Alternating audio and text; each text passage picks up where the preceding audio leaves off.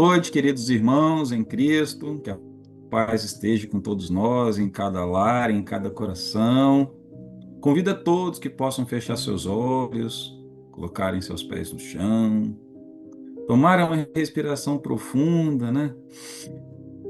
Enchendo nossos pulmões de ar, soltando bem devagar, eliminando todo o nosso estresse, nossa ansiedade do dia, para que possamos juntos, nessa noite abençoada, por mais uma vez, sob a égide do nosso Mestre Jesus, o nosso patrão Dr. Bezerra, iniciarmos o estudo desta noite.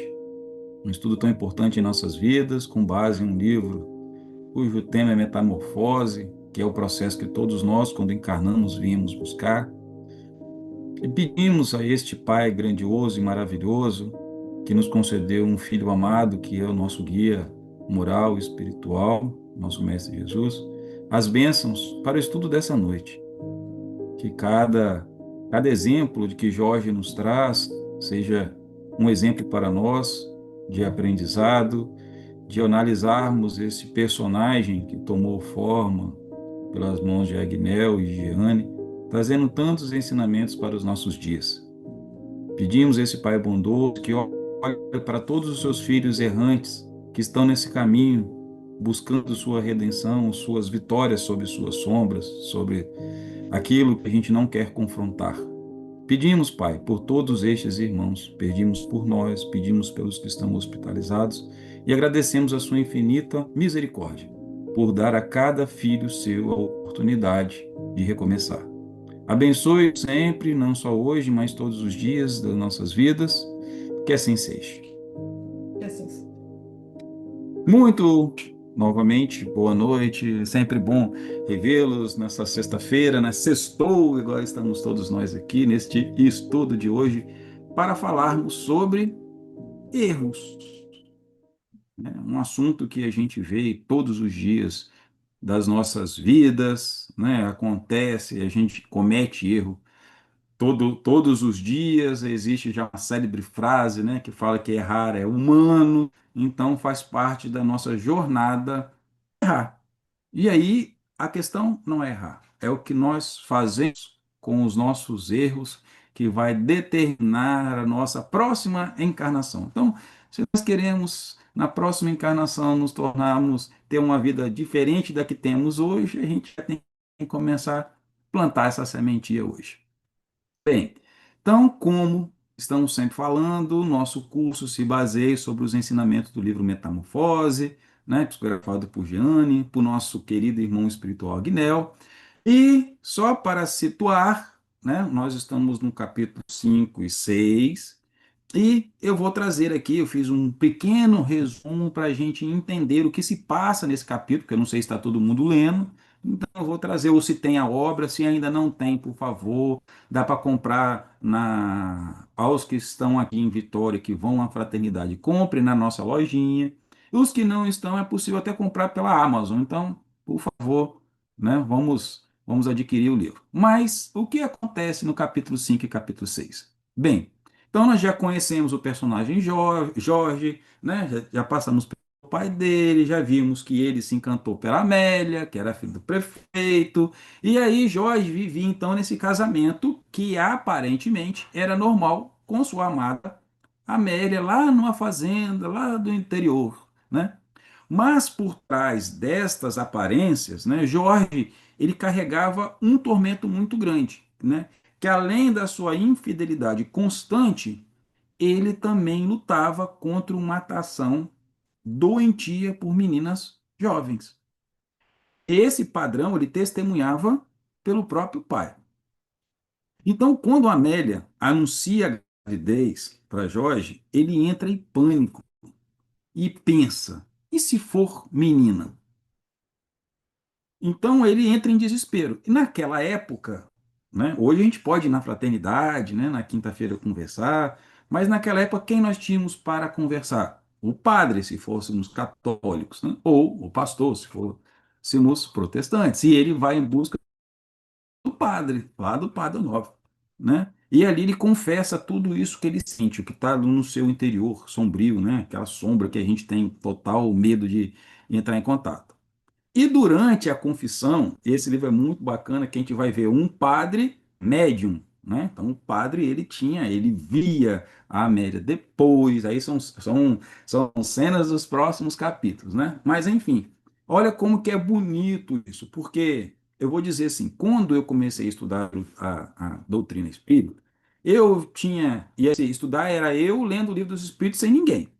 Eu imaginava o seguinte: então os espíritos eles vão se manifestar somente nos centros espíritas. Mas depois que eu adentrei a fraternidade, eu vi a grandiosidade do trabalho dos espíritos, que trabalham nas casas, na igreja católica, trabalha na igreja evangélica, trabalha em todos os lugares. E nesse livro a gente vê o espírito trabalhando exatamente na igreja católica, tendo o padre Onofre como um grande médium. E aí o padre, então, e você imagina, o Jorge vai lá, se confessa com o padre que a mulher dele está grávida e o padre vai e salta, né? Solta, né? É uma menina. E se for uma menina, né? Então, o padre vai e fala, sim, será uma menina. Pronto, né? O cara morreu do coração. Jorge entra em desespero. E aí o que que acontece? No parto, olha só como diz a minha querida esposa Anne, o povo da novelinha é terrível. Aí, o que que acontece no parto? A Amélia morre no processo. Mas a filha Vitória nasce saudável. 2 anos se passam e Jorge se afunda no trabalho, na bebida e mantém uma distância total da filha. Por quê? Porque ele tinha medo que ele poderia ser com ela da forma como ele tinha lá no seu interior. Então ele se afasta da Vitória, né? De que forma? Ele se convence que essa distância vai protegê-la ele dos impulsos que ele traz dentro de si e que ele viu o pai fazer isso, né? Então ele tinha um pai que cometia as mesmas coisas que ele tinha dentro dele, né? Então, um dia, desesperado, ele vai na igreja de novo, procura o padre e pergunta: Padre, por que Deus não me levou? A Amélia era uma santa e eu sou um monstro, né? Por quê? E aí o padre, né, tem a narrativa maior, mas encurtando. O padre disse assim, não o padre, né? Intuído. Por isso mesmo você ficou, porque você tem muito a aprender. Então, o que que acontece? A Amélia, ela já veio no ser, ela já veio preparado, a gente já entende de provas e expiações, a gente vai aprendendo ao longo desse trajeto. Então, a Amélia, ela fez o que? Ela cumpriu a missão dela. Qual era a missão dela? Casar com Jorge e dar-lhe uma filha. Ela fez a parte dela. Ele tinha que continuar aprendendo, e aí são os meandros da história que a gente não conhece todo, como, né? Então, Deus escreve certo com linhas tortas. Deu a Jorge o que ele mais temia, uma filha menina. Então, a gente percebe ao longo do texto que ele reconhece cada um dos seus erros, sabe exatamente o que havia, né, de mais, como que eu poderia dizer, de mais, que a gente poderia julgar, né, mais vil. Muito obrigado, amigo. Mas conhecer o erro não libertou. Ao contrário, colocou ainda mais em estado de prisão, visto que, por exemplo, nos 2 anos ele se manteve longe da filha. E mesmo reconhecendo, ele continuava mantendo os seus padrões, se afastando da filha, muito destruído pelo processo de culpa, mudar, né, de tomar de uma nova direção. Então, o que que acontece? Nós temos aí, né? Nesse capítulo, que se a gente for elencar, nós temos um conjunto de erros que a gente percebe em Jorge. Primeiro, essas questões da relação à sexualidade, à moralidade, né? A infidelidade, né, sistemática que ele tinha. Então, ou seja, ele amava a Amélia, mas traía constantemente. Ele vai, tinha, né, gostava, tinha atração pelas meninas mais jovens, coisa que ele via no pai.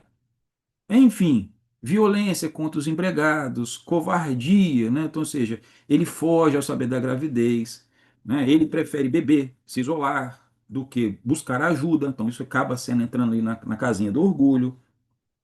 é, de uma certa forma, tem um comportamento egoísta, porque ele pensa mais no seu sofrimento do que no sofrimento da filha, né, ao se afastar.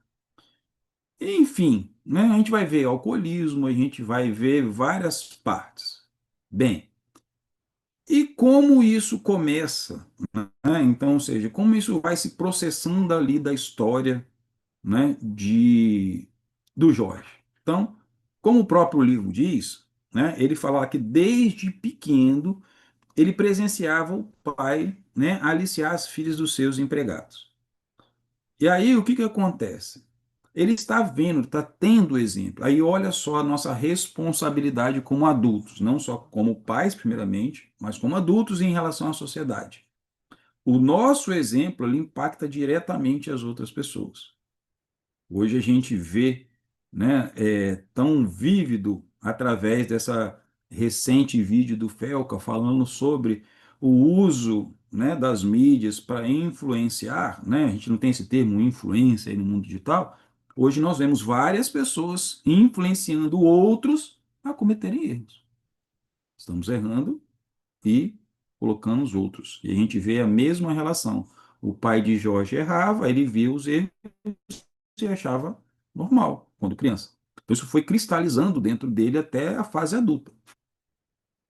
Então, a gente tem que ter muito cuidado, né, de aceitar a coisa normal quando a gente vê que existe um prerrogativo errado. Então, nós temos que ter essa visão, e a gente está vendo hoje o nosso mundo dando muitos exemplos de. Deixa eu lembrar a palavra. Quando Jesus, de escândalo, lembre, né? Jesus falava, o escândalo é necessário, mas ai daquele de que cometeu-os. Então hoje a gente está tendo muita oportunidade de ver o escândalo, ver os erros, e a gente pode, por optar, não cair nessa armadilha e pensar de que forma a gente pode não errar. Então a gente vê essa sequência de padrões que o Jorge tem, né? Então o que que acontece? É, a gente consegue perceber. E aí, já vi, Bruno, né? E aí vindo, por que que Jorge repetia os erros do pai, né? Como que isso acontece? E aí eu fui pesquisar um pouquinho, e aí, e principalmente, o Jorge, ele dizia que amava a Amélia, mas não cogitou se envolver emocionalmente com outras mulheres, mas carnalmente ele se envolvia, uma contradição. Eu amo alguém e, né? E aí o que que acontece? Lá na questão 911 do Livro dos Espíritos, Kardec pergunta assim: ó, não haverá paixões tão vivas e irresistíveis que a vontade seja impotente para dominá-las? E a gente está falando de paixões, a gente está falando de erros. E a resposta é muito simples, mais difícil de execução, né? Há pessoas que dizem quero, mas a vontade só lhe está nos lábios. Querem, porém, muito satisfeitos ficam que não seja como querem. Quando um homem crê que não pode vencer as suas paixões, é que o espírito se compraz nela, em consequência da sua inferioridade.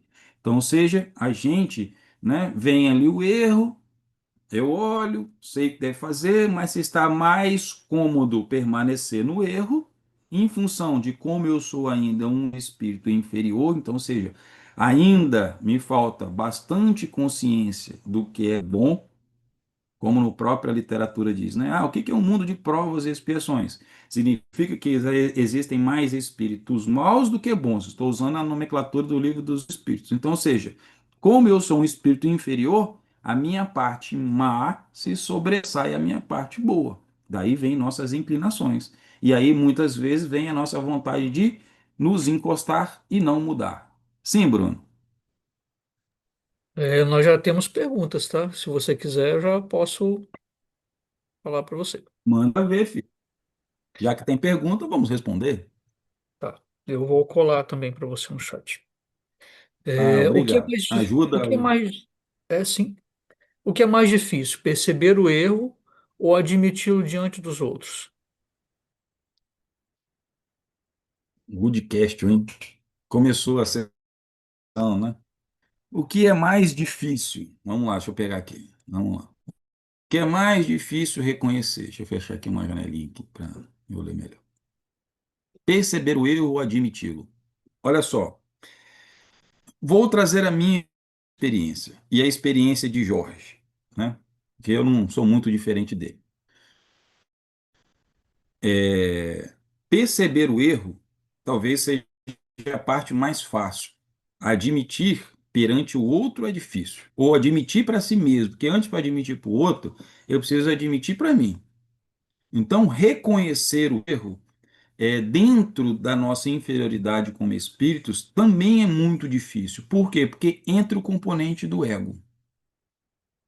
Quem é, quem é que quer dizer que está errado?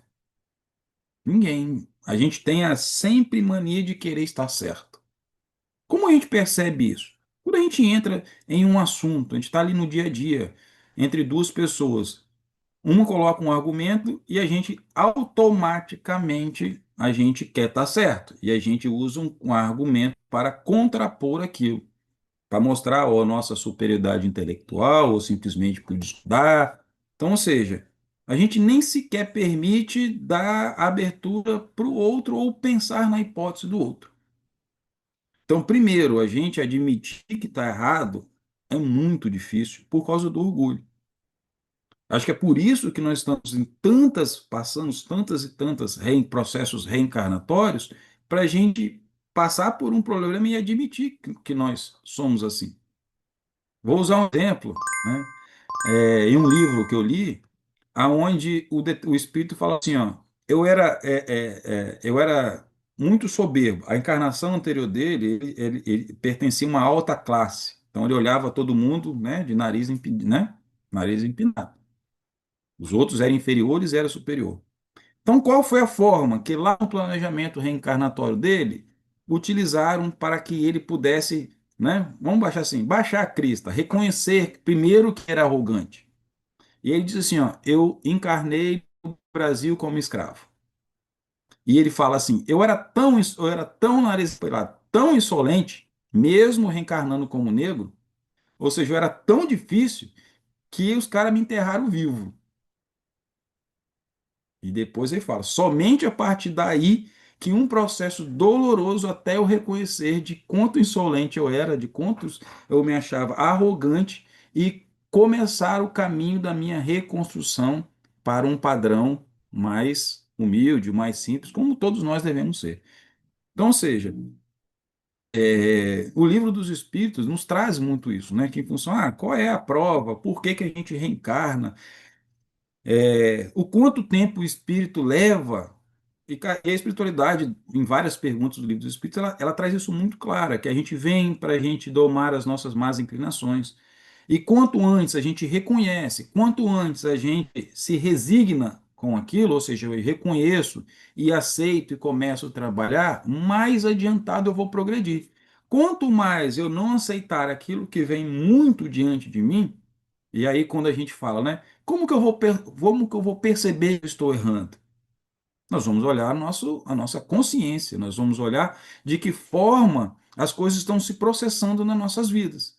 Se eu começo a errar muito, a vida vai me dar uma forma de mostrar, seja de qualquer for. Vamos imaginar, se eu sou um empresário, eu começo a errar muito na condução com os meus empregados, condição com os meus clientes, com os meus fornecedores, em algum momento a minha empresa vai começar a apresentar algum problema financeiro. Está ali o erro. Agora, por que está acontecendo? Eu vou ter coragem de ir lá investigar e saber por que está acontecendo? Ou aí eu vou admitir que sou eu vou colocar a culpa no mercado, nos meus funcionários, nos meus fornecedores? Mas a vida está mostrando. Então, a grande entrave, e Kardec também fala isso, não Kardec, né, mas a espiritualidade fala que o nosso grande, o principal entrave para o nosso progresso é exatamente orgulho e egoísmo. Então, admitir para a gente que nós estamos errados, eu acho que é tão difícil quanto admitir frente aos outros. Porque depois que eu admito que eu estou errado, eu entro em curso de mudança, se assim eu desejar, né? E aí o que que acontece? Minha própria mudança de comportamento é uma admissão frente aos outros. Por quê? Porque, eu era assim. Vamos imaginar, o pai do Jorge, ele era muito grosseiro, muito violento com os empregados, o Jorge também apresentou esse comportamento.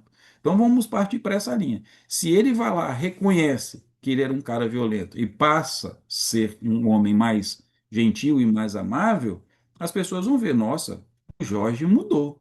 Então, ou seja, as pessoas começam a ver que ele reconheceu. A minha mudança é uma forma de admitir que eu estava errado e me propus a mudar.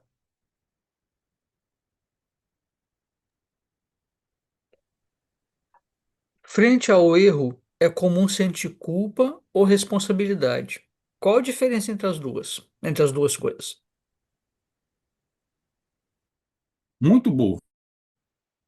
Culpa, eu sinto, por exemplo, Jorge se sentia culpado. Culpado por quê? Por ele sentir aquela atração que ele tinha por outras meninas, que ele sabia. A culpa acontece quando? Quando eu reconheço o meu erro e mesmo assim eu erro. Eu continuo praticando o mesmo erro. E aí o que acontece? Eu tenho consciência que eu fiz errado, eu vou lá, cometo o mesmo erro, e aí eu sinto o quê? Culpa. Por quê? Porque eu ainda não fui capaz de mudar aquilo dentro de mim. Eu não fui capaz de fazer diferente. Esse é o processo de culpa. A responsabilidade é quando eu olho a minha culpa e falo. Porque o que acontece? A culpa, ela acontece por um erro, por uma falha de uma ação. Não existe culpa sem ação. Ou seja, só existe culpa por quê? Porque eu agi. Eu agi, vi que fiz errado e principalmente vejo as consequências. Porque a culpa advém do quê? Olha só, enquanto eu estou fazendo errado, sei que é errado, mas ainda não deu nenhuma consequência, a minha culpa pode nem aparecer. Quando ela vai aparecer? Quando eu fiz aquilo que era errado e quando tem uma consequência daquilo. Eu me sinto culpado, porque teve uma consequência de que eu não previa. Né? E aí a gente entra naquele coisa, né? Culpa, remorso, arrependimento e reparação.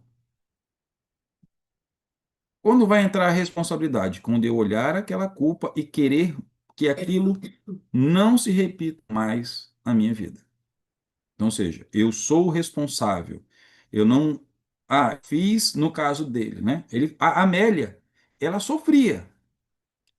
Quando a gente lê o livro, a gente vê o seguinte: a Amélia, ela sabia que o marido fazia tudo aquilo. Só que ela fazia o quê? Ela se ressentia, ela ficava ali na dela, como o próprio texto diz, né? Submissa, boa esposa, levando a vida, né? De casada. Quando ela morre, aí sim vem a culpa de Jorge. Por quê? Porque ele perde a sua referência. Aí ele fala, puxa, eu poderia ter aproveitado tanto, sei lá. Aí eu estou imaginando a quantidade de culpa que ele poderia ter. Não podia ter aproveitado, não poderia ter desrespeitado, não poderia, né? Porque quando ele estava lá, todo mundo sabia que era casado. Então imagina as mulheres, olha lá, né? Aquela. Ele expunha ela à sociedade, porque ele não fazia isso escondido, todo mundo sabia que ele fazia isso. Então a culpa advém disso, né? Como nós fizemos o outro sofrer. E também vem com a parte do orgulho. Por quê? Porque eu não penso no outro, eu penso somente em mim. Não orgulho, mas egoísmo, né? Então, ou seja, não importa se o outro vai sofrer, eu quero satisfazer as minhas necessidades. Só que aí, quando eu vou tomando consciência e vejo que o outro sofreu pelas minhas ações, aí entra a culpa, entra o remorso. Então a culpa, ela pode ter dois viés. Um viés de paralisia, ou seja, eu me sinto culpado e não tenho capacidade ou não quero mudar, porque isso está muito enraizado em mim. Ou ela pode trazer o dínamo de motivação a eu parar de cometer aqueles erros. E aí entra a parte da responsabilidade. Então eu assumo a responsabilidade. Não, eu realmente fiz isso. Foi minhas ações. Por que é tão difícil a gente encarar a doutrina dos espíritos? Do jeito que ela foi nos colocada e bem sistematizada por Kardec. Porque ela nos traz exatamente este componente da responsabilidade. Por que o livre-arbítrio é tão complexo para a gente? Por causa da responsabilidade. Aonde estão as nossas responsabilidades perante a vida? Ela vai vir na lei da ação e na lei da reação. Na lei da causa, aliás, não da ação e reação, a lei da causa e efeito. Então, todas as nossas ações são as nossas causas. Quais são os efeitos? Os efeitos serão as nossas responsabilidades. Nós não temos como fugir dela. Mesmo hoje, eu encarnado, cometi um erro. Eu posso continuar cometendo erros na minha vida, ou o mesmo erro. Agora, isso será impune? Não, eu tenho a lei da justiça lá em cima. Então, eu tenho as responsabilidades. E a gente vai ver isso bem descrito no livro Céu e Inferno. Porque lá traz exatamente o resultado, né, as nossas escolhas e os resultados e as nossas responsabilidades. Então é bastante importante que a gente pense nas nossas responsabilidades. Vou voltar ao exemplo do Felca. Expôs um grande erro. E aí fica sempre a pergunta: e o que nós, como pais, como cidadãos, estamos fazendo para que esse erro não ocorra mais? Dentro de nosso lar, dentro da nossa sociedade, da micro-sociedade que é a nossa família, dos nossos amigos, do nosso círculo. Então, isso são responsabilidades. Então, ou seja, nós fazemos parte de um organismo maior que os erros ou escândalos, como Jesus nos trouxe, nos coloca exatamente nesse movimento. E aí, se a gente não faz nada também sobre esse assunto, e depois acontece alguma coisa na nossa família, nós vamos nos sentir o quê? Da mesma forma como Jorge, culpados. Poxa, eu tinha informação, eu tinha consciência, eu sabia e não agi. Próxima pergunta. Segundo a lei do progresso, o erro tem lugar no processo evolutivo? Sim, completamente. Vamos lá. Hoje nós temos conhecimento através da doutrina espírita que nós nascemos simples e ignorantes, certo? Não é essa a nossa partida em busca da nossa consciência. Então, ou seja, apesar de nós somos criados à imagem e semelhança do nosso Criador. Então, ou seja, nós temos o DNA de Deus e Deus é perfeito. Jesus disse: sede perfeitos como o vosso Pai é. E aí, quando Jesus nos traz essa perfeição, sede perfeitos, exatamente são essas qualidades de perfeição de Deus. Qual é a perfeição de Deus? É não mentir, não, né? Todas essas desses defeitos morais que nós estamos aqui buscando. Só que todas essas qualidades estão inatas em nós. Tanto que quando a gente olha lá na introdução, né, da lei da justiça, do amor e caridade, fala sobre justiça, a justiça natural está dentro do nosso DNA. Ninguém precisa dizer que é certo ou que é errado para a gente. A gente já traz isso. Se a gente for auscultar a nossa consciência, nós vamos ter base. Não precisa ninguém dizer para a gente, quando já na vida adulta. Eu não preciso hoje, mesmo que eu não conheça o Código Civil, mesmo que eu não conheça os 10 mandamentos de Deus, eu sei que matar um ser humano é errado. E sei que tirar a minha própria vida também é errado. Ou seja, isso está dentro da gente. Então, só que por quê? Porque nós temos essa consciência da lei. Agora, por que erramos? Porque a gente não tem esta consciência madura. E de que forma ela vai amadurecer? À medida que eu vou errando. Agora, eu posso errar, posso ver a consequência do meu erro e decidir que eu não quero mais aquela experiência em minha vida, ou posso continuar errando. A vida vai nos proporcionar errar quantas vezes for necessário, mas vai nos proporcionar que a gente tenha a mesma face de recuperar aquilo que nós danificamos com os nossos erros. Essa é a dualidade da vida. Ou seja, eu tenho a justiça que vai fazer que eu repare meu erro. E vai ter a misericórdia que vai me dar a oportunidade de reparar esse erro. Porque quando nós olhamos simplesmente a continuidade, a vida como finita que ela é, ou seja, finita materialmente, Eu posso cometer um erro aqui grave no final da minha vida, morrer e falar, ó, ele cometeu um erro, mas foi impune. Morreu, não pagou, não teve consequências. Engano nosso. Ao contrário, hoje nós sabemos que a gente vai levar para a próxima vida aquilo que nós fizemos nesta vida. Aí volta a questão da responsabilidade. E a minha responsabilidade. Qual é a minha primeira responsabilidade quando eu encarno?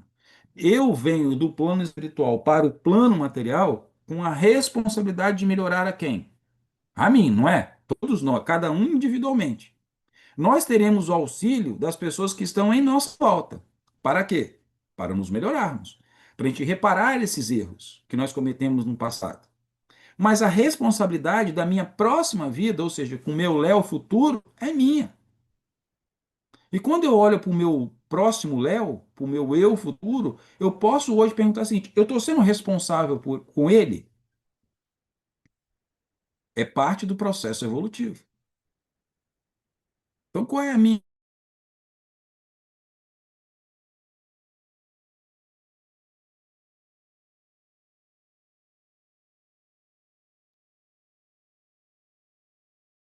Acho que o Léo travou. Vamos esperar um pouquinho.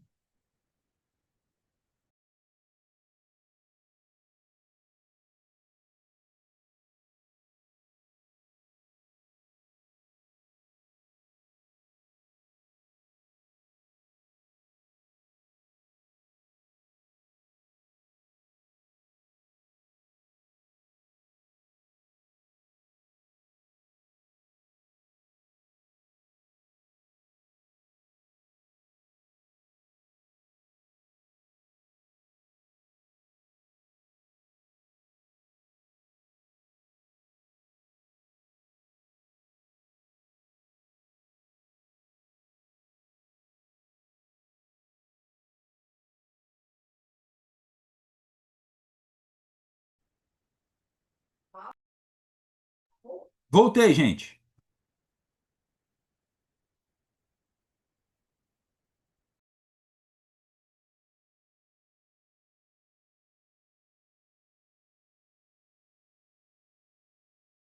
Voltei. Tá todo mundo me ouvindo? Sim. Agora eu caí, eu nem lembro onde, Sim, até a minha conexão mental ela perdeu. Mas enfim, eu acho que eu estava falando da nossa responsabilidade, não era? Então, ou seja, nós precisamos pensar muito sobre isso, porque nós temos. Ah, tá falando da prova ou da prova? Lembrei agora. Então, o que acontece? O que que a gente identifica? Jorge tinha um problema moral com as meninas mais jovens, não é isso que a gente vê no texto? E olha a prova que Deus coloca: uma mulher em sua vida. Isso é prova, tá ali. E é isso que a gente começa a observar em nossas vidas. O que que está ali, ó, me levando ao erro? Essa vai ser a nossa prova. Agora, para a gente chegar a este nível de consciência, a gente tem que seguir o conselho de Santo Agostinho, que ele dá lá no Evangelho segundo o Espiritismo. Que ele fala, ao final do dia, quando eu não lembro qual é a parte do Evangelho, eu não sei se está lá em Bem-aventurados os humildes, eu não me lembro especificamente aonde. Mas ele fala assim, como que eu posso me conhecer cada vez mais? Ah, conhecer a ti mesmo, como já dizia, né, nosso estimado filósofo do passado. E aí, como eu conheço a ti mesmo? Aí eu começo a fazer um inventário das minhas ações, né? Uma reflexão de como foi o meu dia. O que que aconteceu, como eu me comportei. Isso dá trabalho? Dá. Nós vivemos num mundo hoje que as interações, né? Hoje em dia a gente deita, antigamente a gente assistia televisão. Na minha época, quando criança, né? O que que acontecia? Para eu trocar de canal, eu tinha que levantar do sofá, ir lá no botãozinho da televisão e apertar. Eu tinha um trabalho, né? Eu tinha que levantar. Então eu pensava duas vezes se eu queria trocar de canal meu, não, por causa do trabalho que eu tinha que levantar. Depois ficou mais fácil, ficou o controle remoto, né? Aí eu posso trocar melhor. Hoje em dia, mas mesmo assim eu dependia do que passava na televisão para eu consumir informação. Hoje em dia, com o aparelho, telefone, celular, você entra no Instagram, no Facebook, entra no TikTok, você começa a consumir material o tempo inteiro. Então, ou seja, isso faz com que a gente dedique mais tempo a estas coisas. Isso a gente vai olhar lá, né? Libera dopamina, aquela série de coisas. Agora, vamos combinar, dopamina faz a gente se sentir bem. Agora, olhar, fazer o nosso histórico todo dia à noite, do como foi o nosso comportamento frente ao que aconteceu, aquilo que chegou a mim, né, o que foi de estímulo, como, vou sempre usar o meu exemplo, né, como eu me comportei hoje no trânsito, quando o motoqueiro me fechou, será que eu continuo, né, mandando energias negativas mentalmente para ele, ou eu já consigo compreender que ele é um ser também em evolução quanto eu? Só que isso dá trabalho. Isso não vai trazer dopamina para a gente. Isso vai, a gente quer passar longe disso. Mas é aí que a gente vai observar quais são as nossas provas que nós temos dia a dia. O que que moralmente nós precisamos crescer? Eu acho que a história de Jorge nesses dois capítulos sobre reconhecimento de erro passa por aí. Da gente olhar o nosso dia a dia e ver realmente eu estou reconhecendo as minhas provas. Se eu reconheço as minhas provas, eu vou fazer como o Jorge, vou me distanciar da minha prova, como ele se distanciou da filha, vou ficar 2 anos, ou eu vou conviver com a minha prova, vou me exercitar, vou estudar para passar a prova. Então são essas questões que a gente sempre precisa ter em mente. Eu acho que esse livro é muito rico nesses dois capítulos que a gente estava falando de erro, por quê? Porque mostra exatamente esse Jorge reconhecendo os seus erros e ao mesmo tempo tendo que conviver com aquilo que ele mais erra. E é isso que acontece no nosso dia a dia. Tem mais perguntas? Temos bastante perguntas. O que é o erro? Então, vamos lá. O erro, o que é erro para mim pode não ser erro para o outro, concordo? Vamos imaginar. Hoje nós sabemos que matar o outro é um erro. Mas, em determinados aspectos religiosos, se eu mato em nome de Deus, não é erro. Quando a gente olha o nosso próprio histórico cristão, eu vou dizer cristão porque nós somos crentes em Cristo. Mas Cristo antes era de ser Jesus, ele era judeu. Quando a gente olha a Bíblia e olha o caminho do povo judeu, a gente vai ver o povo judeu cometendo muitos erros em nome de Deus. Por quê? Porque a gente vai ver nas passagens lá de Juízes, quando a gente vai ver lá todo aquele percurso da história dos reis de Israel, a gente vai ver o povo judeu lutando contra outro povo, né, dominando e ainda dizendo, né, que estávamos, eles eram profanos, enfim, profanavam, violavam a prática do nosso Deus. Só que, se a gente deixasse de ser judeu e fosse aquele povo, para aquele povo, eles não estavam errados. Por quê? Eles cresciam na cultura deles adorando outros deuses. Então a questão do erro está na tomada de consciência.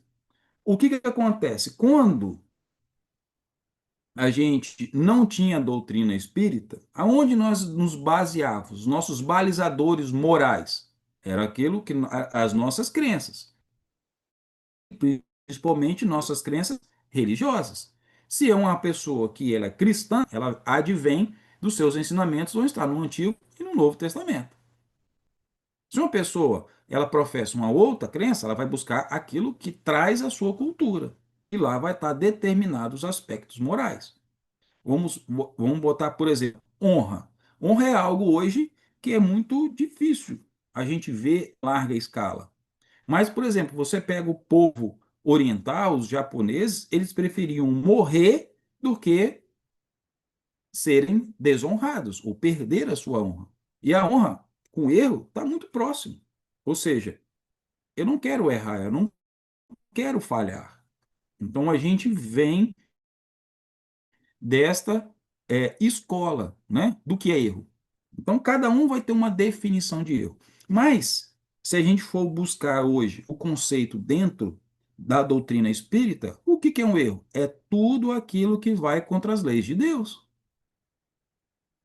Tudo que vai contra a lei natural, contra a lei da justiça, do amor e da caridade, que vai contra a lei do progresso, contra a lei do trabalho. Então, tudo aquilo que eu cometo um erro sobre as leis de Deus, é um erro. Ah, qual é a primeira lei de Deus que nós conhecemos? Não foi lá sistematizado? Os 10 mandamentos? Está ali, ó, as 10 leis. Então, não reconhecer essa grandiosidade de Deus perante a religião é um erro. Por quê? Porque é um erro de fé. Se primeiramente eu não acredito que existe um Deus que cuida de tudo isso, que nos dá todas essas oportunidades, como que eu vou acreditar e aceitar de tudo dali para frente? Que eu vou aceitar de que caluniar é errado, que matar é errado, que cobiçar o que é do outro é errado, que não honrar o meu pai e a minha mãe é errado. Errado por quê? Porque olha só, nós temos um pai e uma mãe que nos precede, que passam um tempo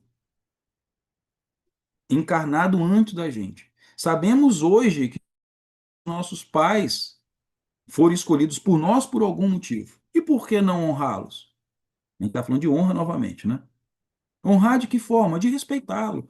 Vamos imaginar, o pai do Jorge era um ser, quando a gente olha os nossos olhares sem conhecer o passado dele, entender porque nas outras vidas o que o tornou ser o pai do Jorge da forma como ele era, a gente não está olhando, a gente está olhando só o comportamento do livro. Mas o Jorge poderia honrá-lo, honrá-lo de que forma? Sendo diferente dele. Isso seria uma honra. Isso é honrar pai e mãe. Reconhecer que eu tenho certeza, ele teve muitos exemplos ruins para dar para o Jorge, mas teve muitos exemplos bons, como, por exemplo, o tornou um homem trabalhador, um homem que trabalhava, enxergava as coisas. Então, seja, mas tudo isso nasce da onde? Eu entendendo que existe algo que criou tudo isso.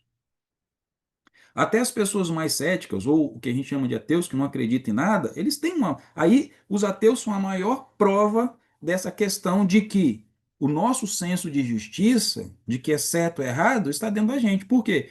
O ateu ele não reconhece, ele reconhece, ou como diria nos livros, né? O doutor Bezerra também usava muito essa palavra, né? Os materialistas não enxergam nada além da matéria. Mas eles têm um senso moral. E aí a pergunta é: da onde vem esse senso moral? Não foi só porque o pai ou a mãe o ensinou, porque a escola ensinou. Porque à medida que nós vamos evoluindo a nossa consciência, vamos dizer, só encarnados, evoluindo de que forma? Adquirindo conhecimento intelectual. Então eu vou lendo aquilo, eu vou recebendo as informações do meu pai e da minha mãe. Vamos imaginar, eu tenho um ambiente como o Jorge era tóxico, mas vamos imaginar que depois ele sai e descobre que aquilo tudo era errado. E aí ele tem a oportunidade de ter uma nova forma de ver, uma nova consciência, de crescer sobre aquilo. E aí eu posso continuar a olhar, realmente isso aqui é erro. Então, seja, isso está onde? Está dentro de mim. Isso vai trazer. Agora, a gente sabe que traz por quê? Porque a gente vem de um processo e de uma filiação divina, onde a gente sabe o que é certo,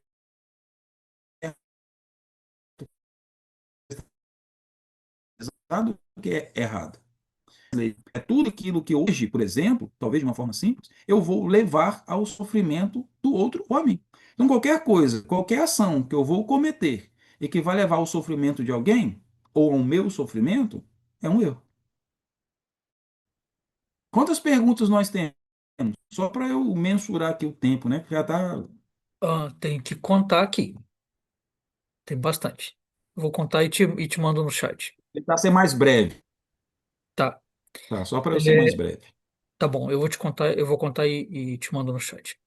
Ó, é o erro que nos traz a verdade do que faço de forma inconsciente? É o eu que nos traz a verdade do que faço de forma inconsciente.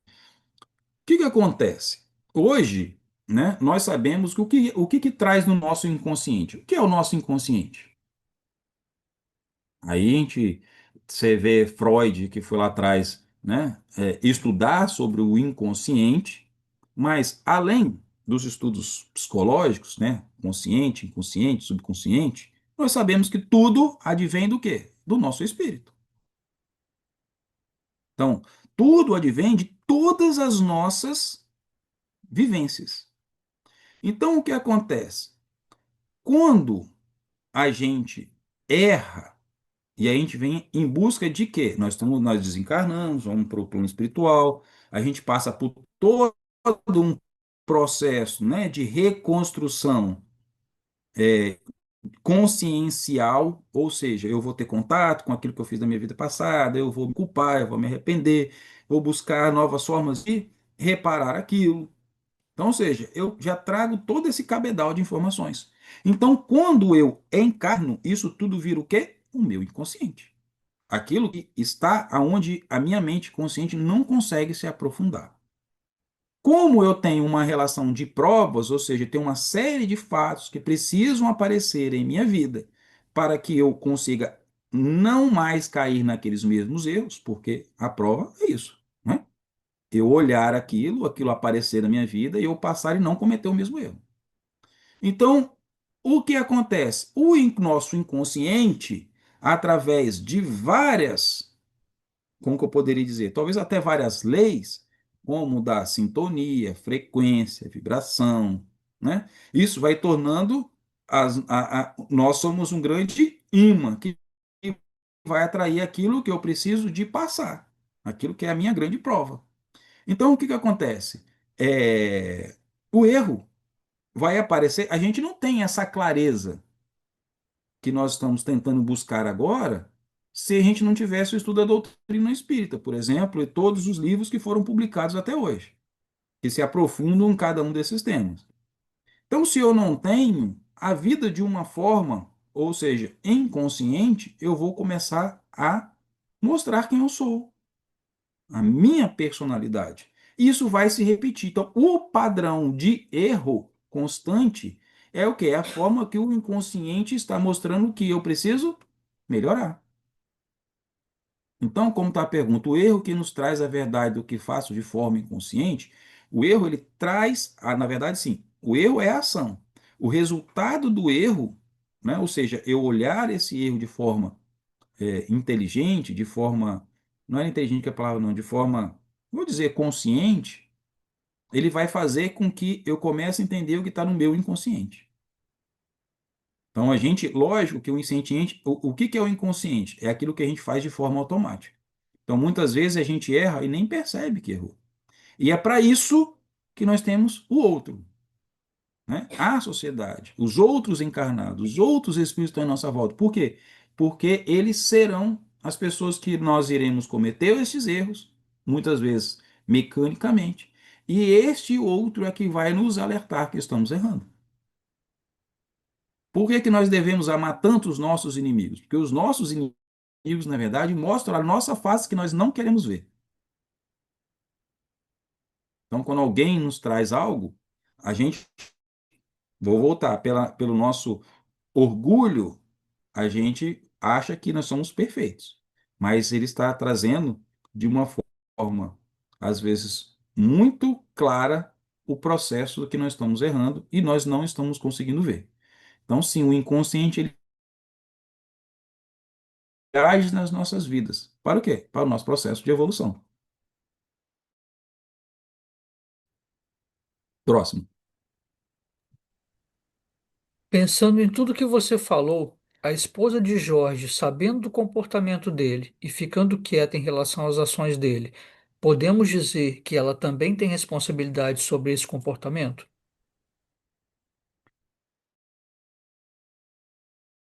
Boa pergunta, porque isso nos acontece sempre. Olha só, a gente tem que sempre entender todo um contexto, concorda? Porque as coisas sem contexto são explicações vãs. Qual era o papel da mulher naquela época? Ela tinha um marido que era violento, né? Ela presenciava tudo aquilo, por mais que ele pudesse ser amoroso com ela. De certa forma, eu estou me colocando no papel dela, tá? Eu acho que eu teria muito medo, né? Por quê? Em função da personalidade dela, né? Nós vemos pessoas que têm medo, outros são enfrentadoras, outros não aceitariam, outros não sentariam. E o que que acontece? O comportamento dela ficando quieta frente às ações dele, com certeza, né? Aí eu estou olhando pelo lado dele. Por quê? Se ele via, ele cometia aquele muito e ela não manifestava nada, daria a ele a possível leitura de que ela aceitava numa boa. Daria. Poderia. ele de forma aí olhando, né, inconsciente, inconsciente não porque a gente sabe, né, traz bem na nossa consciência, mas poderia dizer para ele que o comportamento dele era aceitável. Agora, naquela época, ela não tinha consciência que nós temos a nossa consciência hoje, principalmente das nossas ações futuras também. E também naquela época, né, principalmente as mulheres não tinham direito a nada, ainda mais expor. Então, ou seja, a gente tem que entender o contexto de toda a época. Talvez esse contexto, lá no futuro, na próxima vida dela, ela possa falar assim: poxa, eu errei com ele. Eu deveria ter dito e não disse. Então, assim, é muito fácil a gente olhar o comportamento dos outros frente à nossa consciência. Então, o que acontece? A responsabilidade dela, né, de não falar, não tira a responsabilidade dele. As ações eram dele, não dela. Qual era a responsabilidade dela? Cumprir o papel dela. Qual é o papel dela naquela época? Ela ser esposa. Qual era a responsabilidade dela? Ser uma boa esposa. Ah, o que é ser uma boa esposa? Ser um bom ser humano. Respeitando essas leis que nós estamos conversando hoje. Se o outro não é comigo, eu não preciso ser com o outro que é comigo. Concordo? Senão, nós iríamos viver a época da regra lá de olho por olho, dente por dente. E se nós estivéssemos vivendo esta regra hoje, nós estaríamos todos cegos e todos banguelos. Acho que foi Gandhi que disse isso. Não tenho certeza, mas vou atribuir a ele. Gandhi, ó, me perdoe se não foi você. Mas por quê? Exatamente essa prova que Jesus nos trouxe lá. Quando alguém te bateu em uma face, vire e ofereça a outra. Isso quer dizer o quê? Para que eu não revide. Nós temos o direito de escolha. O que que ela escolheu? Não ser como ele. O que que ela escolheu? Não oferecer a ele aquilo que ele oferecia a ela. O que que ela ofereceu? O que ela tinha de melhor? O amor, o respeito, a cuidar da casa. Se ela não tivesse morrido no processo, né, do parto, com certeza seria uma mãe protetora, amável para a Vitória e cumpriria a responsabilidade dela de mãe, companheira, esposa. Então é difícil a gente falar de responsabilidade do comportamento. A responsabilidade do comportamento dele era somente do Jorge. Nós não temos responsabilidade frente ao comportamento do outro. Por isso que Jesus falava: antes de olhar o argueiro do olho do outro, olha a trave do seu. Por quê? Porque nós não somos responsáveis pelo comportamento de ninguém. Nós somos responsáveis pelo nosso comportamento. Nós reencarnamos para mudar quem? Nós, e não o outro. O outro podemos ser exemplo para o outro, ou de mudança, ou de erro. Voltar lá a história dos influenciadores. Eu posso usar a minha influência para levar as outras pessoas a errarem. A gente vê quantas pessoas hoje aí perdendo fortunas por causa desse negócio de jogo do tigrinho. Porque tem um influenciador, alguém no qual ele acredita, que detém uma certa autoridade, que diz para ele que é legal jogar aquilo. Isso é a gente influenciar o erro dos outros. Mas de quem é a responsabilidade? A responsabilidade não é do cara sobre a minha vida. Eu não posso culpar, não, a culpa foi dele. Porque eu achei que ele era uma pessoa de bem e acreditei nele. Não, a responsabilidade é nossa. Nossa, por quê? Porque nós somos seres inteligentes, nós pensamos, nós temos liberdade de pensar. Ninguém bota uma arma na nossa cabeça e fala para fazer. Então, a nossa responsabilidade é somente nossa. Responsabilidade com o outro. Sim, Adriana.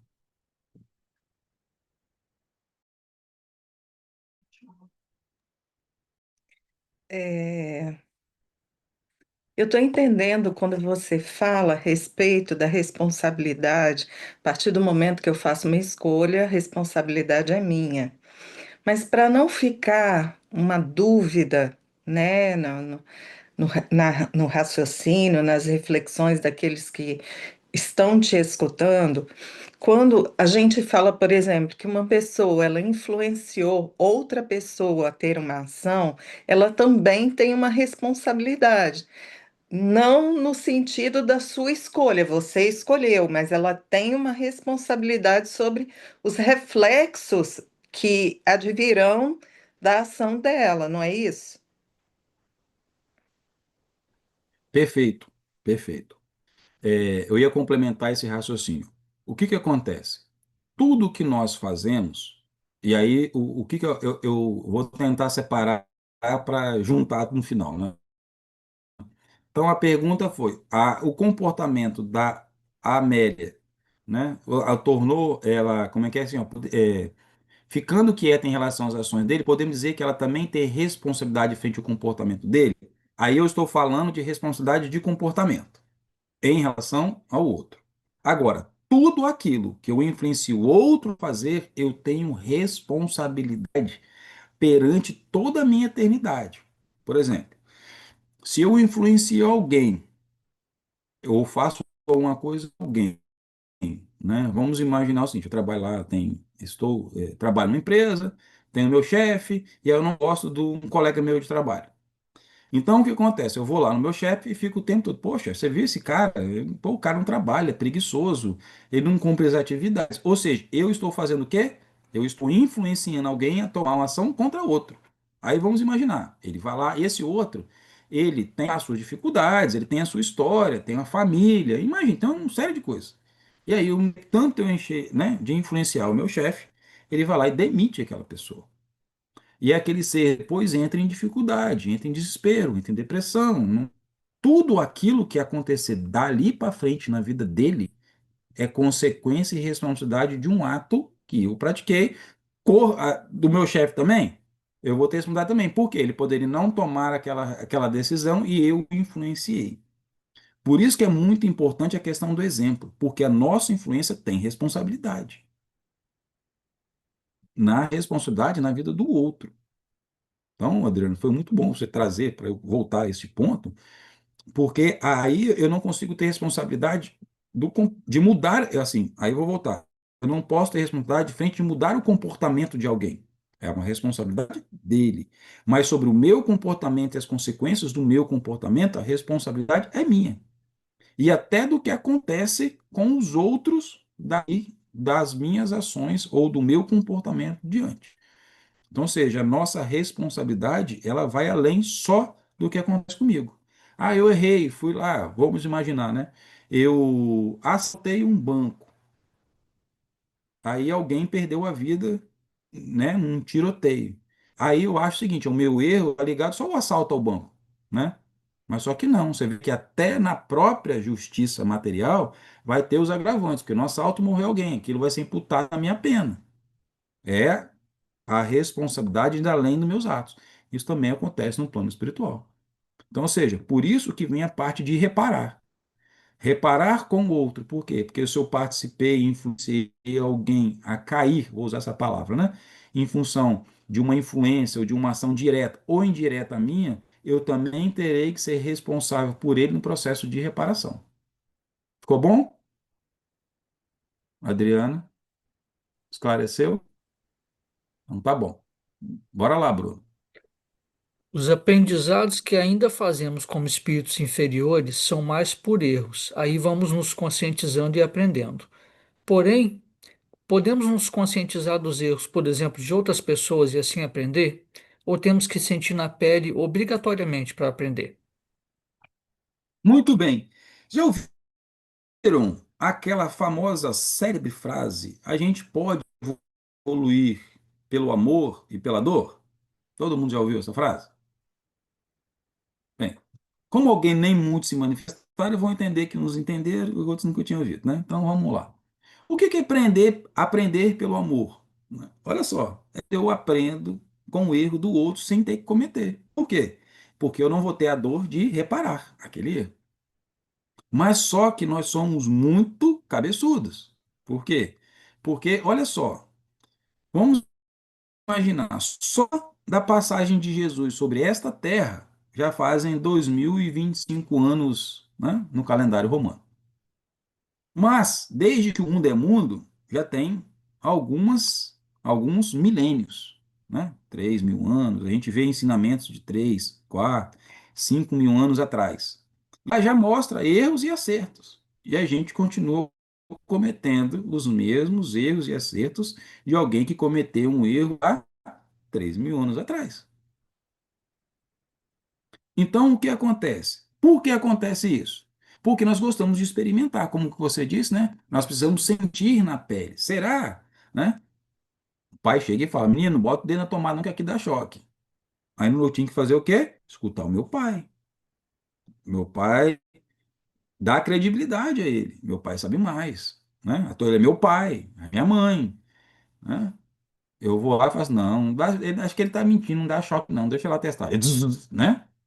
Eu tive que sentir na pele. É, meu pai contava a verdade. Então nós fizemos um processo de experimentação. Nós temos que experimentar para aprender. E aí o bom seria experimentar, por exemplo, olha, o problema é que a gente escolhe os piores caminhos. Por quê? Porque eu não quero experimentar as coisas boas. Eu quero experimentar o que é de ruim. Por exemplo, vou experimentar o que é o prazer de proporcionar o bem a alguém, né? Eu vou passar na padaria, vou comprar 10 pães, assim, eu cheguei, ó, me dá 10 pães com mortadela aí, passo a manteiga aí, eu vou levar 10 garrafinhas de água. Eu vou experimentar o prazer de dar o pão a alguém que está com fome. A gente quer fazer isso? A gente não quer não, cara. Às vezes eu falo assim, ó, do lado da minha casa, tem uma casa de eventos. Aí de segunda-feira que faz uma fila gigantesca, às vezes não dá nem ingresso para todo mundo. Aí eu fico brincando com ele assim, olha, se fosse ali uma fila, né, para arrecadar voluntários, para a gente sair à noite, né, fazer uma sopa, levar, não tava aquela fila ali. A gente não quer experimentar fazer o bem. A gente quer experimentar o que é errado. Infelizmente, essa é a verdade.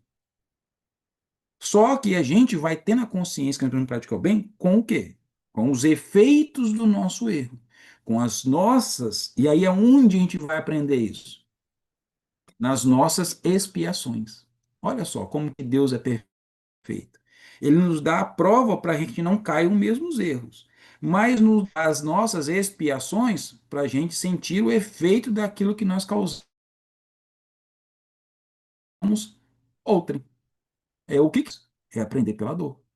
É ter aprendido, é ter confrontado uma lei, algum ensinamento. Então, ou seja, 2025 anos para cá, Jesus deixou um grande manual de como nós deveríamos conviver em sociedade. Tudo está ali, tudo está muito bem claro no que Jesus disse.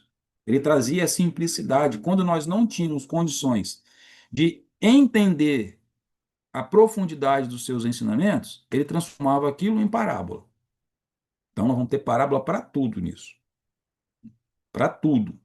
Então, eu quero aprender, quero me tornar diferente, vou começar a pegar ler os evangelhos, né? Eu preciso ler os quatro? Não, se eu já ler um, já está bom, porque cada evangelho vai trazer a narrativa de Jesus, vai trazer uma ou outra parábola diferente, mas cada evangelho traz todo o condensamento moral que Jesus nos trouxe. Então eu não preciso ler os quatro evangelhos. Eu posso pegar o primeiro de Mateus, pegar o de Lucas, que foi o último, que foi em bases históricas.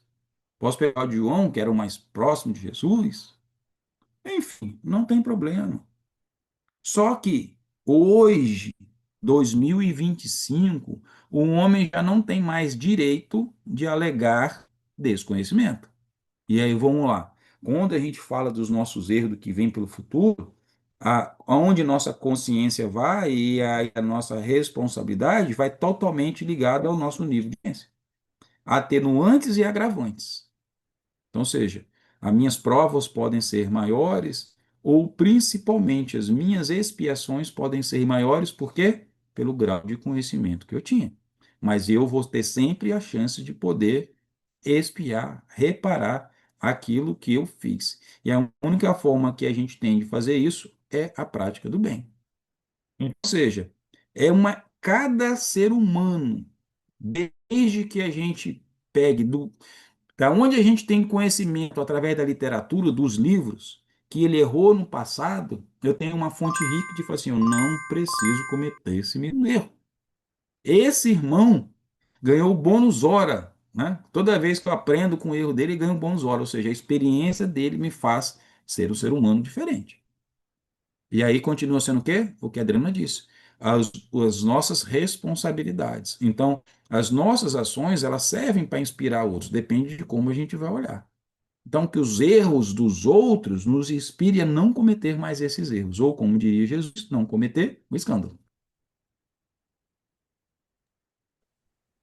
Como o tripé arrependimento, expiação e reparação se manifesta na nossa vida cotidiana?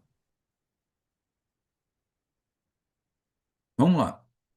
Primeiro eu vou falar da expiação da reparação. Por quê? Porque é isso que a gente vem, né?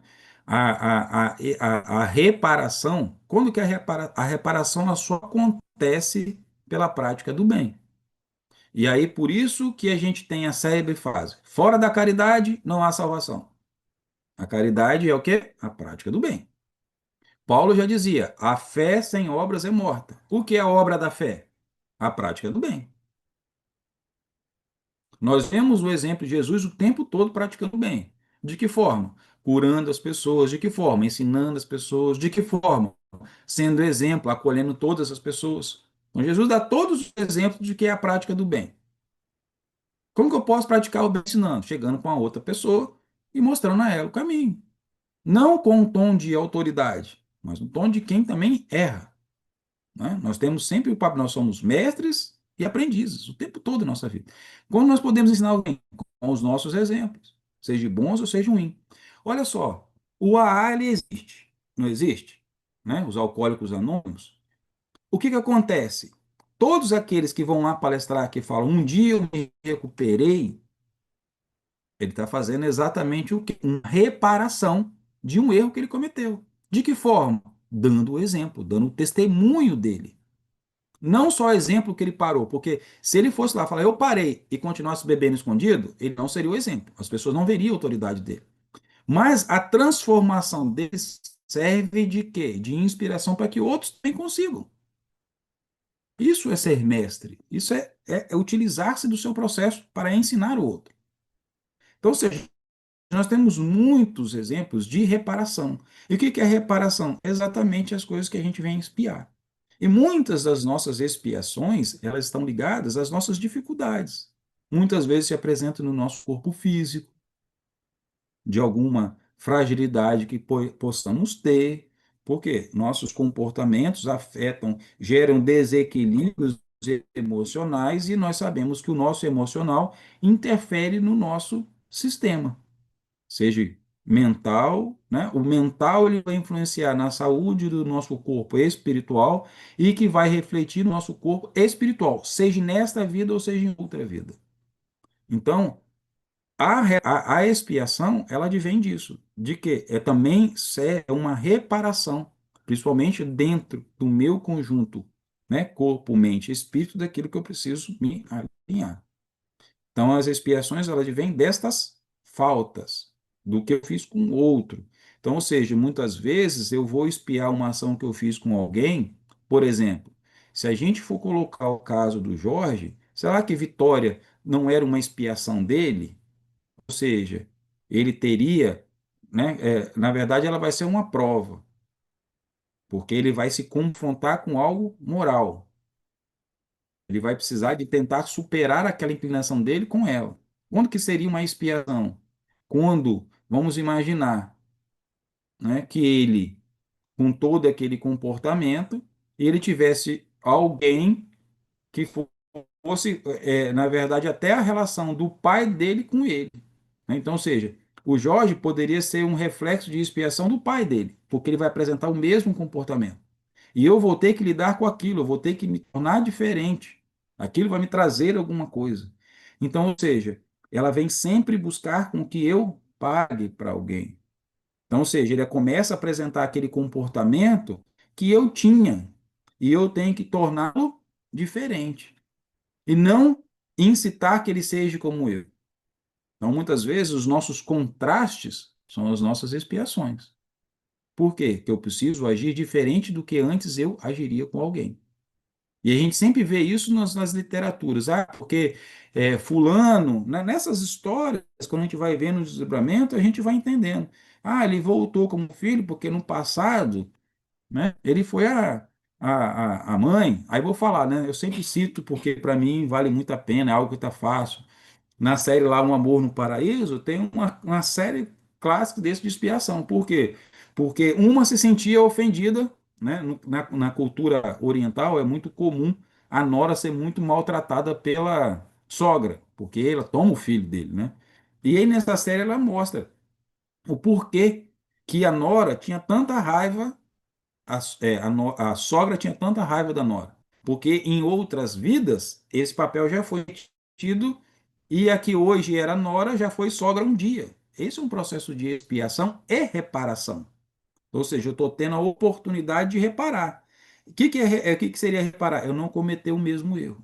E o que é expiação? Eu ter exatamente alguém com que eu fiz aquilo no passado e hoje ele vem para que eu possa aquilatar.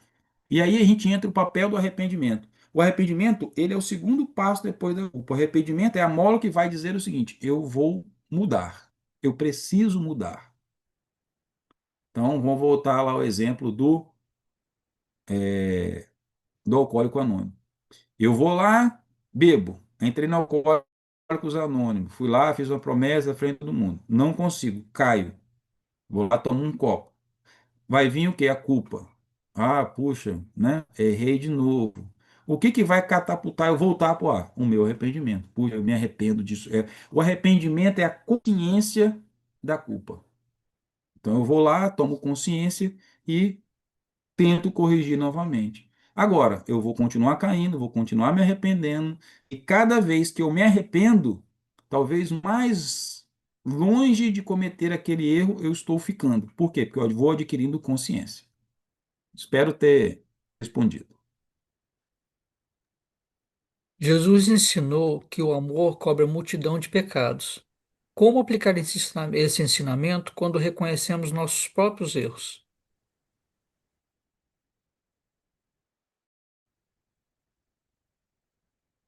Bem, quando Jesus foi muito certo em falar, né, que o amor cobre uma multidão de pecados. E aí a gente vê ele falando da misericórdia divina. E aí o cobrir o pecado não é no sentido de esconder o pecado, mas cobrir no sentido de permear a multidão de pecados. Ou seja, é somente através do amor que estes pecados, ou seja, essas faltas, elas serão transformadas em amor novamente. Porque à medida, o sentimento vai transmutar o erro em acerto, é o amor. Então, quando a gente fala de cobrir, no sentido que Jesus nos traz, é permear esses nossos pecados. Quando eu olho arrependimento, eu estou nessa construção desse amor que Jesus nos colocou. Porque até nós ainda estamos aprendendo o que é o amor. E quanto mais a gente vai avançando nos conhecimentos, a gente vai entendendo que amor, ele não é algo único, ele é um complemento de muitas palavras somadas. O amor é como fosse um conjunto. A gente não entende que um conjunto, né, se faz de muitas partes. É isso que a gente aprende na matemática, né? Um conjunto de números.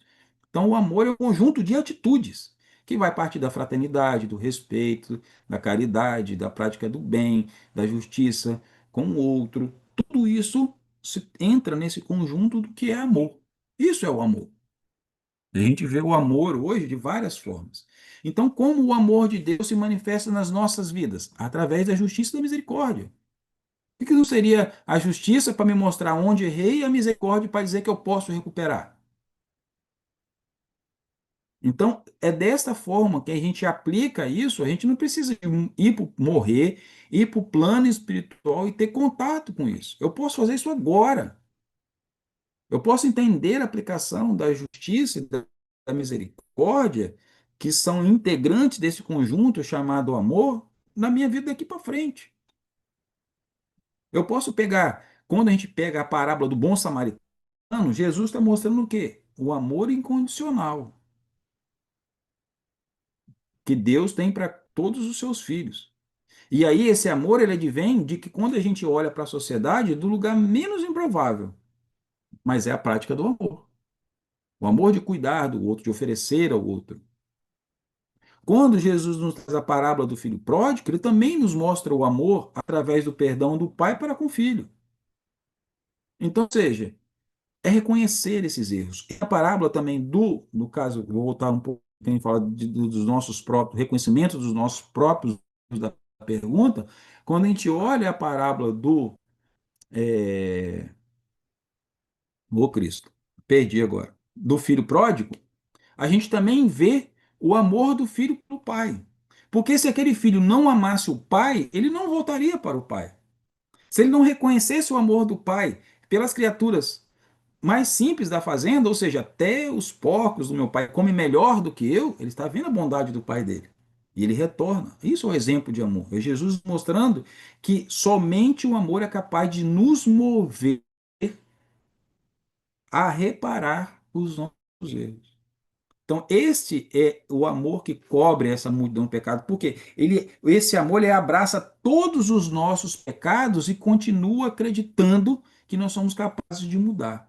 Assim como o pai olha para aquele filho que volta e não vê aquele filho que errou, mas vê o retorno do filho que reconheceu os seus erros e está disposto a mudar. Próximo.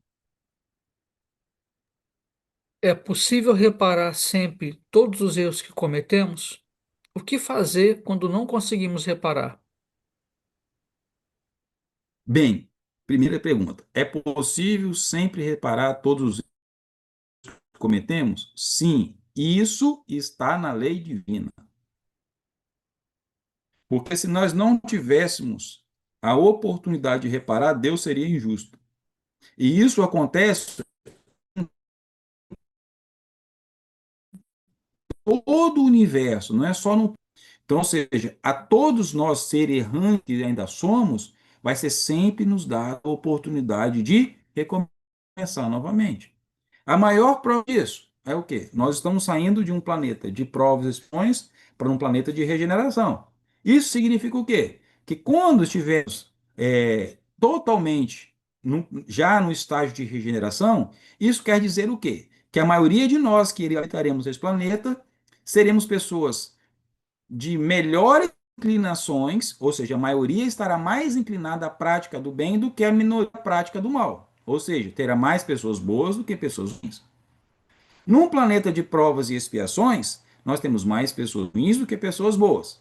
Ah, mas por que tem pessoas boas? Essas pessoas boas vão inspirar as ruins a serem melhores. Ok? E aonde está a oportunidade disso? Todos nós que estamos hoje nessa transição, ou seja, eu ainda continuo ruim, não vou caber no próximo mundo.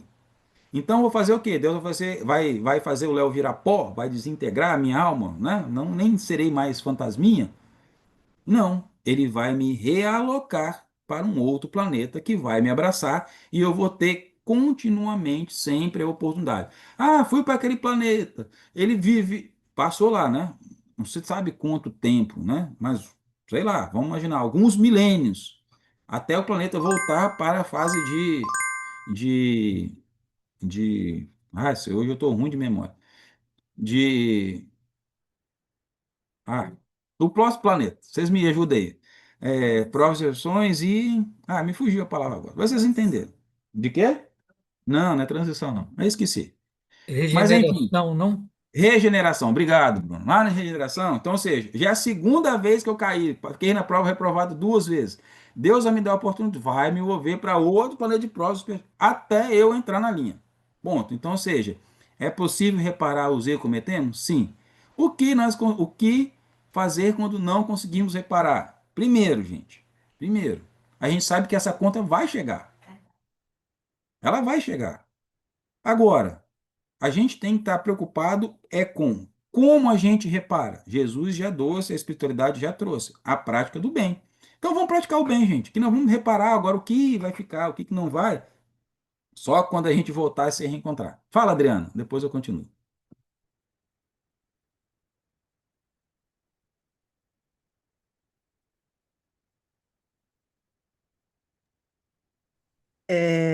Léo, como seu apoio, eu não consigo deixar de fazer uma correção, porque a gente acaba utilizando essa expressão de pessoas boas e pessoas ruins. E a gente lembrando que dentro de um contexto não existem pessoas boas e pessoas ruins. Existem as pessoas que são ignorantes frente às leis divinas. Mas, entendendo o que você quis dizer, aí vem uma ponderação da minha parte. Porque a espiritualidade, ela vem sempre falando que, por exemplo, nós estamos já numa regeneração, isso é um fator, mas ela vive nos falando que a maioria de nós ainda predomina aquelas que seriam as pessoas boas, né, que você está se referindo, a maioria de nós.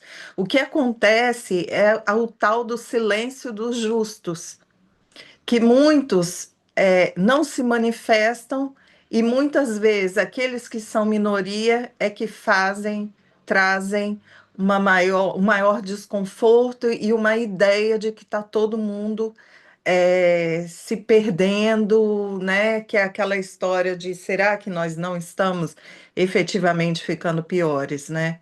Então você pode falar alguma coisa sobre isso? Desculpa o horário. Não, Adriano, quando eu falo de pessoas boas e pessoas ruins, lá no início da palestra, eu conceituei sobre por que que eu estava falando bom ou ruim. Porque é isso que está, eu estou falando de acordo com o que está escrito no livro dos Espíritos, né? Pessoas boas e pessoas ruins, né? Então, ou seja, o que que são pessoas boas? Pessoas com boas ou com maior número de inclinações boas, né? Que faz a prática do bem. Pessoas ruins, pessoas que ainda não conseguem praticar o bem. Sim, nós temos uma atualização e você tem razão. Eu só usei essa nomenclatura em função do que como está escrito na literatura. Mas nós sabemos sim que não existe um mal. Isso também está na literatura. Nós estamos somente à margem do bem. Então, ou seja, estamos nos afastando, conhecemos a prática do bem. E o que nós estamos vivendo no nosso plano evolucional, ou seja, a cada encarnação, é exatamente ir de encontro a essa consciência que vai nos tornar cada dia melhores e não maus. Então, a parte má, ela advém da não consciência. Porque todo indivíduo, quando ele adquire consciência, ele entra nessa cadeia da culpa, arrependimento, reparação, aprende e passa a ser bom. Agora, quanto tempo ele vai ficar nessa jornada? É o tempo de Deus, é o tempo de cada um. Você usa muito essa expressão, né, quando você está dando palestra, né? Ou usam muito essa expressão através de você, que você fala muito sobre o tempo de Deus, né? Qual é o tempo de Deus? A gente não sabe. Cada nós, Deus age em seu tempo de acordo com o que é necessário para cada um. Então, foi bom você trazer, né? E ainda bem que você é meu apoio, né? Que não deixa essas pequenas distrações, porque muitas vezes na minha cabeça é tão lógico, né, mas não fica lógico na explicação. Então a bondade ela está nisso, né? Em função apenas da nomenclatura que traz, o que Kardec nos traz, sobre como que se processam a ordem desses mundos, mas ele faz isso muito mais para a gente entender esse resultado das ações. E isso prova, inclusive, o que você disse, né, na sua afirmação, que é o silêncio dos justos. Porque Jesus também ensinava, né? O que sua mão direita faz, a mão esquerda não precisa saber. Então nós sabemos que hoje existe uma legião de coisas boas acontecendo. Só que o que é noticiado para a gente? Vou voltar. Né? Eu vou pegar o exemplo que eu dei lá atrás. A gente não procura fazer, olhar para poder praticar o bem, a gente vai olhar o mal. Só que o que acontece? O que é mostrado para a gente o mal o tempo todo. Se fosse a ordem ao contrário, se no lugar dos nossos programas televisivos, dos nossos jornais, quando a gente abre, tem aquelas tragédias, os assaltos, se fosse isso, vamos imaginar de 60 minutos de telejornal. Se fosse só 5 minutos noticiando estas coisas e 55 minutos mostrando tudo que as pessoas fazem de bom, um professor que inova na sala de aula, uma pessoa que devolve o dinheiro quando acha que não é dele, enfim, tem tantas coisas, tantas que nós podemos noticiar todos os dias, que talvez não seria esse silêncio dos justos, né? Como a Adriana trouxe. Por quê? Mas na verdade os justos são silenciados. Por quê? Nós estamos numa fase, tem que entender o contexto maior desse processo de transição planetária, entendendo o que está em jogo. Mas sim, nós não somos seres maus. E aí, qual é a prova que nós somos maus? Porque nós somos filhos de Deus, e Deus não é maldade, Deus é bondade. Por isso Jesus nos convoca a sermos perfeitos como Deus, é um exame de consciência. Gente, vamos olhar as nossas atitudes e lembrar que nós temos um pai para honrar. Olha aí, honrar pai e mãe. Quem é o nosso pai e mãe? É Deus. Então, todos os nossos comportamentos que fogem ao que ele é, nós estamos os desonrando. Então, a nomenclatura de bons e maus é exatamente só para poder a gente, acredito que a espiritualidade trouxe desta forma, até para a gente conseguir entender o quanto nós estamos, né, dessa consciência de amor. Tudo bem? Ficou boa a explicação? Tá bom, muito bom. Bruno, tem mais perguntas? Sem Você já perguntas. baixou a mão? Não tem, né? Então tá bom. Então, aproveitando esse gancho final que a Adriana nos trouxe, né, eu acho que vale muito a gente pensar sobre os nossas, né, sobre o quanto nós estamos sendo perfeitos como Deus, quanto nós estamos honrando Ele como Pai, porque isso reflete exatamente o nosso comportamento diário, e isso vai refletir nos nossos erros.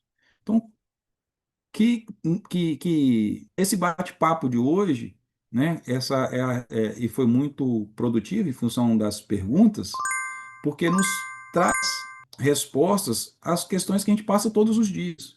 Como nós podemos, a partir de hoje, com essa nova consciência que aprendemos todos juntos, nós podemos olhar com mais carinho para os nossos erros? Porque é isso que a gente precisa olhar. Porque, vou voltar à pergunta, né? Sobre o amor cobre os pecados, é o amor, como que nós vamos olhar amorosamente para os nossos erros? Isso não quer dizer como fuga de responsabilidade. Mas eu tenho que aceitar que eu sou um ser errante. Isso exige amor de mim. Isso também é auto-amor. Então, que esses nossos processos, eles sirvam cada vez não para nos paralisar, que os nossos erros não servam para nos impedir, mas que sejam erros que nos permitam crescer. Então, nós temos sim que olhar os nossos erros e agradecê-los, porque estão ensinando nós a sermos pessoas melhores. Agora, o tempo de cada um no seu despertar. Então, gostaria de agradecer a todos que perguntaram, que tornaram esse bate-papo dinâmico, né?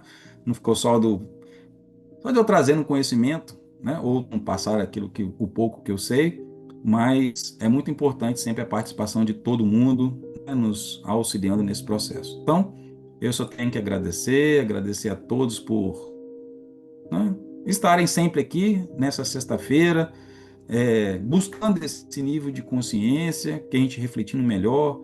Eu acho que esse livro, ele, quando a gente chegar ao final dele, a gente vai ter passado, todos nós, por um grande processo de metamorfose, porque ao longo dele, né, porque os erros do Jorge acontecem nos nossos dias, de forma diferente. Então é a forma que a gente tem que olhar, como uma pergunta feita: eu posso olhar para o produto? Posso. Então vai ser sempre trazendo aí essa inspiração para que a gente possa chegar ao final desse curso muito diferente do que quando nós entramos.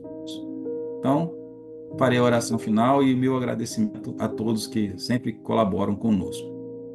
Convido mais uma vez que a gente possa unirmos todos os nossos corações nesta oração. Em primeiro, sempre em louvor ao nosso Pai por nos permitir mais um estudo, nos permitir os recursos tecnológicos do avanço para que em diversas partes do país, do mundo, nossos amigos estão unidos em coração e nos permitem reunir em oração.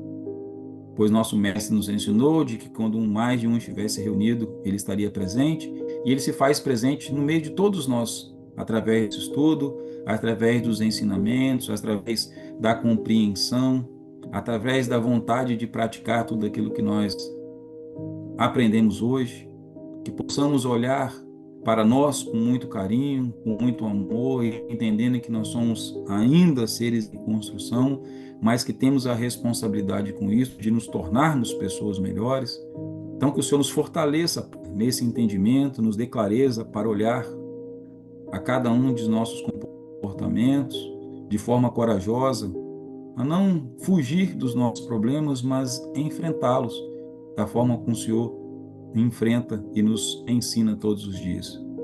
Volto a pedir aos nossos irmãos que juntos podemos lembrar daqueles que ainda estão à margem desse seu amor, dessa sua misericórdia, que ainda estão à margem do conhecimento, da consciência, que de seu possa proporcionar a cada um deles a sua forma individual de se sentir amado e de amar.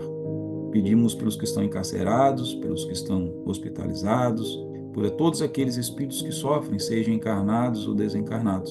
Que o Senhor seja um bálsamo na vida de cada um, que leve a luz aonde há escuridão, que leve sempre amor onde há trevas.